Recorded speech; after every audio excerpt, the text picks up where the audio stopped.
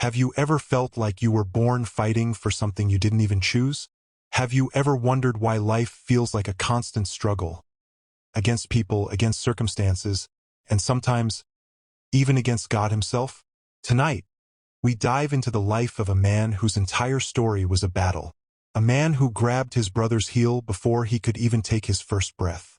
A man who lied, ran, wrestled, and was finally broken, yet chosen by God. Stay with me as we step into the story of Jacob, the man who fought with God. But before we begin, don't forget to like this video, subscribe to Ruach, and turn on notifications so you won't miss powerful Bible stories like this one. Rebekah's heart was troubled. From the moment she conceived, her womb felt like a battlefield. The children inside her struggled, kicking, pressing, so much that she cried out in confusion. "Why is this happening to me?" she asked God. And the Lord gave her a strange, powerful answer. "Two nations are in your womb. Two peoples shall be separated from your body. One shall be stronger than the other, and the older shall serve the younger." From that moment, Rebekah knew her sons were not ordinary children. Their lives carried destiny. The day of birth came. The first child emerged, red, covered with hair like a garment. They named him Esau, which means hairy. But before anyone could rejoice, something shocking happened. A tiny hand reached out and grabbed Esau's heel. The second child was fighting to come out, refusing to be left behind. His name was Jacob, meaning supplanter or heel grabber. Even from the womb, Jacob's story was marked by struggle. He was born grasping, striving for what was not yet his. As the boys grew, their differences became sharper. Esau became a man of the field, strong, skilled with the bow, a hunter who thrived outdoors. He was his father Isaac's favorite, for Isaac loved the taste of wild game. But Jacob was different. He was quiet, thoughtful, dwelling in tents, close to his mother Rebekah. This favoritism drew a line in their family. Isaac leaned toward Esau, the elder, the hunter, the wild spirit. Rebekah leaned toward Jacob, the thinker, the schemer, the one whose life was marked by destiny. And though the prophecy still lingered in her heart, that the older would serve the younger, Rebekah had no idea how painfully that would play out. Jacob's heart was restless. Watching Esau return from the field, sweat dripping, bow in hand, meat over his shoulder, Jacob always wondered, why does father love him more? Why does destiny favor him less? These questions burned deep inside. One day, an ordinary moment became extraordinary. Esau returned from hunting exhausted, famished. He smelled the stew Jacob had prepared, red, rich, steaming with flavor. "Give me some of that stew," Esau groaned, collapsing. Jacob's eyes flickered with an idea. This was his moment. "Sell me your birthright first." Esau laughed bitterly. "I'm about to die. What good is a birthright to me?" "Swear it to me," Jacob pressed. And Esau swore.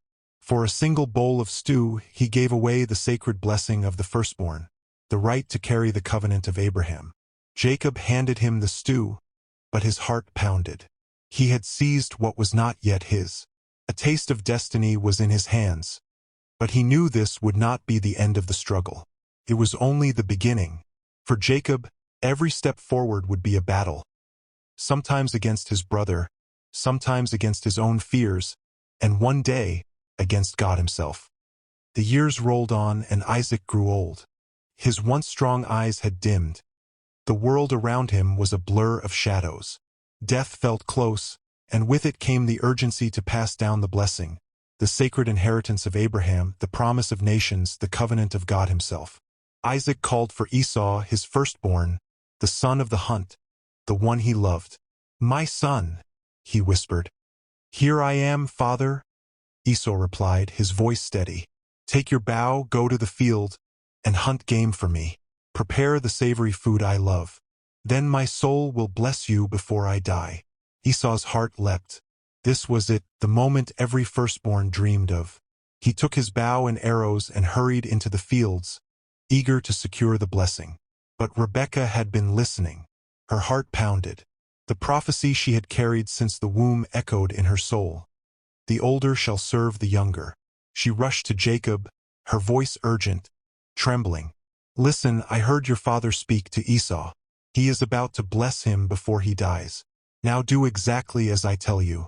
Go to the flock, bring me 2 young goats. I will prepare the food your father loves, and you will take it to him. He will bless you instead of Esau. Jacob froze. His mind raced. But mother, my brother Esau is hairy, and I am smooth-skinned. What if father touches me? I would appear a deceiver and bring a curse, not a blessing. Rebekah gripped his arm. Her eyes burned with determination. Let the curse fall on me, my son. Just do what I say. The plan was dangerous. One wrong move and Jacob would lose everything. But hunger for the blessing burned in him stronger than fear. He went and brought the goats. Rebekah cooked the food, seasoned it perfectly, just as Isaac loved. She dressed Jacob in Esau's best garments, the smell of the field clinging to them. Then, with animal skins, she covered Jacob's hands and neck. Jacob looked at himself, clothed as his brother, smelling like his brother, disguised to steal what was never meant for him. His heart pounded in his chest as he walked slowly into his father's tent. "Father!" His voice quivered. "Who are you, my son?" Isaac asked. Jacob swallowed hard. "I am Esau, your firstborn. I have done as you asked. Please arise, sit, and eat of my game, that your soul may bless me." Isaac's brows furrowed. The voice was Jacob's, but the words claimed Esau. "Come near, that I may feel you, my son, to know whether you are really Esau or not." Jacob stepped closer, every second stretching like eternity. Isaac's trembling hands touched the goatskins. Hairy, rough. He smelled the clothes, Esau's scent of the open field. "The voice is Jacob's voice," Isaac muttered, suspicion still flickering. "But the hands are the hands of Esau." Then Isaac ate the food, drank the wine, and his heart softened. He stretched out his hands and spoke the blessing that would change Jacob's life forever. "May God give you the dew of heaven, the fatness of the earth, and plenty of grain and wine. Let people serve you, and nations bow down to you. Be lord over your brothers, and let your mother's sons bow to you. Cursed be everyone who curses you, and blessed be those who bless you." Jacob trembled as he received the words. It was done. The blessing was his. He had scarcely left the tent when Esau returned. The smell of wild game, the sound of confident footsteps. Esau came with joy, carrying the meal for his father. "Let my father arise and eat of his son's game, that your soul may bless me." Isaac froze. His heart stopped. Who are you?" "I am your son, your firstborn, Esau." A cry of horror tore through Isaac's lips. His body shook violently. "Who was it then that brought me food, and I have blessed him? And indeed he shall be blessed." Esau's roar filled the tent. "Bless me. Me also, O my father." Tears burned his face. "Is he not rightly named Jacob? For he has supplanted me these 2 times. He took away my birthright, and now look, he has taken away my blessing." But Isaac could not reverse what was spoken. The words of destiny had already gone forth. Esau wept bitterly, but the heavens remained silent. From that day, Esau's heart turned into stone. He burned with rage. "The days of mourning for my father are near. Then I will kill my brother Jacob." And Jacob knew. He had stolen the blessing, but now he must flee for his life. The deceiver was blessed, yet hunted, chosen yet broken. And this was only the beginning of his long road of struggle. The night Jacob fled from home, the air was heavy with fear. Every sound in the wilderness reminded him that his brother's anger was real. Esau had vowed to kill him. The blessing he had fought so hard to obtain had now become the very reason for his exile. Alone, without his mother's protection or his father's covering, Jacob walked into the unknown. Each step echoed with questions. Was it worth it? Had he only invited disaster? Could a blessing stolen by deception truly stand? The desert stretched wide, endless, silent. His mind burned with guilt and fear. Yet in the shadows of his heart, something whispered, the God of Abraham and Isaac is still watching. As the sun began to set, Jacob's strength gave way.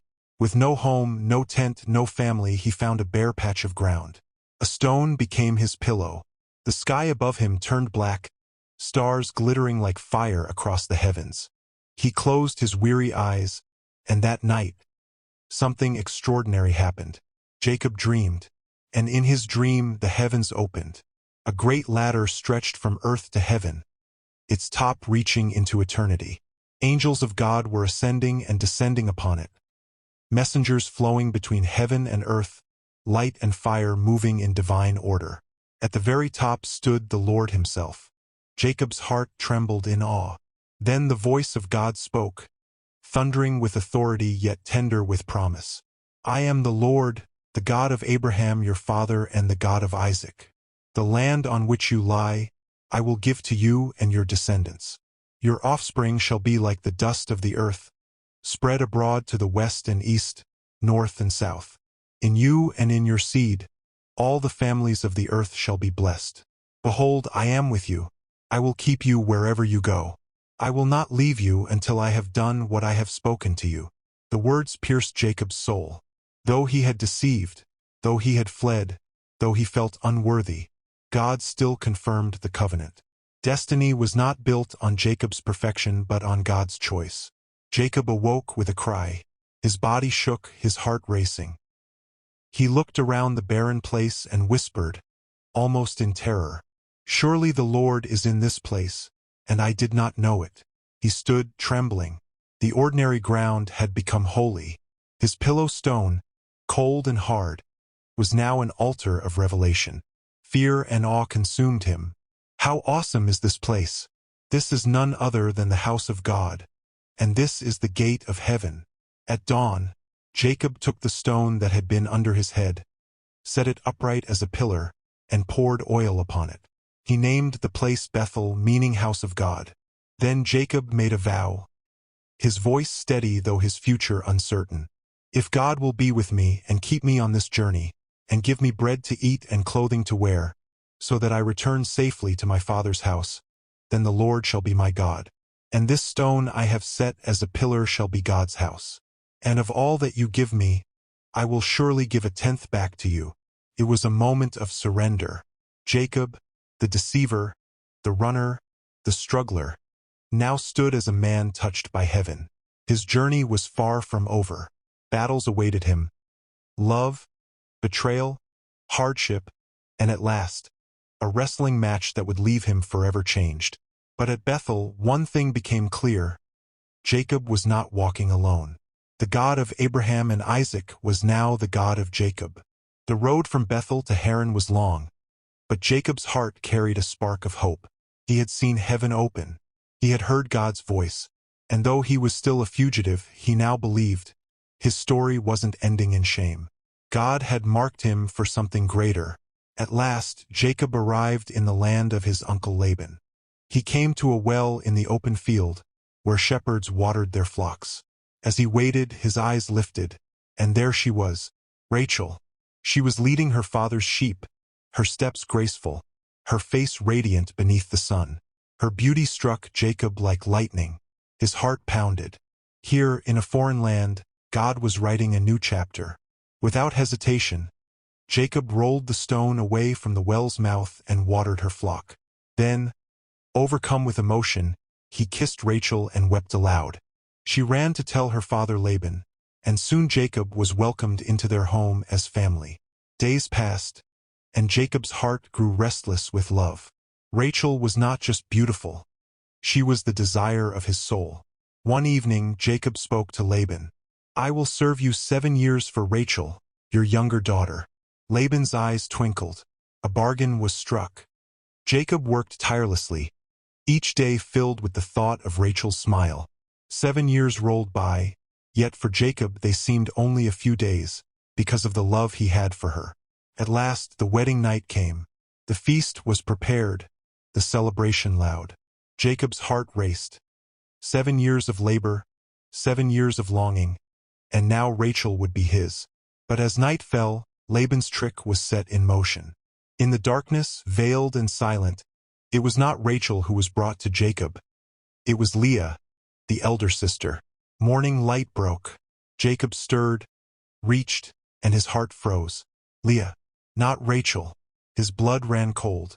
Rage erupted from his chest. He stormed to Laban. "What is this you have done to me? Did I not serve you for Rachel? Why then have you deceived me?" Laban, calm and calculating, replied, "It is not our custom here to give the younger before the firstborn. Fulfill Leah's week, and we will give you Rachel also, for another 7 years of service." Jacob's fists clenched. The deceiver had been deceived. The trickster had been tricked. Destiny was teaching him a bitter lesson. The pain he had sown was now reaping in his own life. Yet his love for Rachel burned stronger than his anger. Jacob agreed. He fulfilled the week with Leah, and then Laban gave him Rachel also. But the cost was heavy. 14 years of labor, 2 wives, a rivalry that would split his household in two. Leah longed for Jacob's love, but her eyes always met disappointment. Rachel had his heart, but for years her womb was closed. Leah bore sons, Reuben, Simeon, Levi, Judah, while Rachel's arms remained empty. Envy consumed her until she cried to Jacob, "Give me children or else I die." Jacob's voice rose in frustration.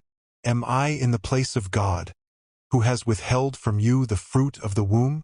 Desperation turned to rivalry. Maidservants were given to Jacob. Children were born through them. Leah and Rachel fought with each other for his affection, for the honor of bearing the sons who would one day shape the tribes of Israel. Years passed, and God finally remembered Rachel. He opened her womb, and she bore a son, Joseph, the child of promise, the son Jacob's heart had longed for. But Jacob's household, though full of children, was also full of strife. Jealousy, competition, divided love. It all brewed like a storm beneath the surface. And still, Jacob worked for Laban, growing weary of his uncle's schemes. Time and again, Laban changed his wages, shifting agreements, trying to keep Jacob under his control. Yet God's hand was with Jacob. His flocks multiplied, his wealth increased, and his strength endured. But Jacob's heart knew this was not his home. The God who had appeared at Bethel was calling him back. Back to the land of promise. Back to the destiny he had fled. And though Jacob's family was now vast, though his wealth was great, though his hands were strong, his heart trembled with one haunting thought: Esau is still waiting. Esau has not forgotten. The brother I deceived will one day stand before me. The road back would not be easy. Ahead lay confrontation. Ahead lay wrestling not just with man but with God himself. The years rolled by in Laban's house, and Jacob's name became known throughout the land. Though his uncle tried to cheat him time and again, God's hand turned every trick into Jacob's advantage. When Laban said, "The spotted and speckled sheep shall be your wages," the flocks multiplied with spotted lambs. When he changed it to "the striped shall be yours," striped lambs filled the fields. No matter how many times Laban twisted the agreement, the God of Bethel twisted it back in Jacob's favor. Jacob's wealth grew. His flocks covered the hills, his servants multiplied, and his household bustled with children. But with prosperity came tension. Laban's sons began to whisper, "Jacob has taken all that was our father's," they grumbled. "From our father's wealth, he has gained all this glory." The whispers grew into resentment, and Jacob felt the shift in the air. Even Laban's eyes, once filled with schemes but also profit, now burned with envy. The household that once welcomed Jacob now watched him with suspicion. Then the Lord spoke. His voice cut through Jacob's fears, the same voice that had thundered at Bethel. "Return to the land of your fathers and to your family, and I will be with you." Jacob's heart pounded. The command was clear. It was time to go back. But going back meant facing Esau, facing the brother he had deceived, facing the man who had once vowed to kill him. Still, Jacob gathered his wives, Leah and Rachel, and spoke with urgency. "I see your father's countenance is not toward me as before, but the God of my father has been with me. You know how I served him with all my strength. Yet your father has deceived me and changed my wages 10 times. But God has not allowed him to harm me. The angel of God appeared to me in a dream, saying, I am the God of Bethel, where you anointed the pillar and made a vow to me. Now arise, leave this land, and return to the land of your family. Leah and Rachel exchanged glances, the years of pain with their father still fresh in their minds. Then they spoke as one. Do we still have any portion or inheritance in our father's house? He has treated us like strangers, sold us, and consumed our dowry. Whatever God has said to you, do it.